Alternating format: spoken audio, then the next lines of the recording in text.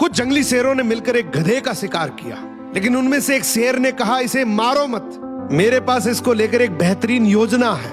उस योजना के तहत शेरों ने गधे को अपने साथ रखा, उसकी देखभाल करके उसका विश्वास जीत लिया। फिर एक दिन उसे वापस गधों के समाज में भेज दिया, पर इस बार वो गधा एक गधे की तरह नहीं, बल्कि वो एक शेर के समान गधों का राजा बनकर वापस आया था, जिसके पीछे सभी शेरों का साथ था। इसलिए बाकी सारे गधे इससे डरने लगे और उसके खिलाफ बोलने से कतराने लगे। अब शेर जब जब उस गधों के झुंड को देखने आते, ये गधा अपने ही समुदाय के गधे को शेरों को खाने के लिए दे देता। ये गधा गधों के बीच तो एक शेर जितना ताकतवर बन गया था, लेकिन शेरों के बीच वो अब भी एक गधा ही था। ये अपने जैसों पर तो राज करता था, लेकिन ये एक ऐसी ताकत से जुड़ा हुआ था जिससे वो बचकर भाग नहीं सकता था।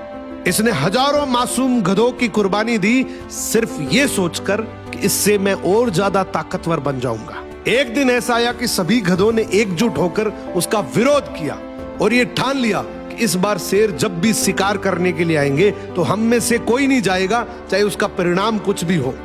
अगले दिन जब शेर आए तो ये गधा अकेला ही खड़ा था, इसके पास कोई दूसरा झुंड नहीं था। तो गधे ने शेरों से विनम्रता से कहा कि देखो साहब, मेरा खौफ अब खत्म हो गया, मेरी कोई बात नहीं मान रहा अब। तो शेरों ने डिसाइड किया कि चलो अब तू किसी काम का नहीं है तो तू ही साथ चल ले, आज का हमारा भोजन तू ही बनेगा। इस तरीके से आखिर में इस गधे का भी शिकार हो गया।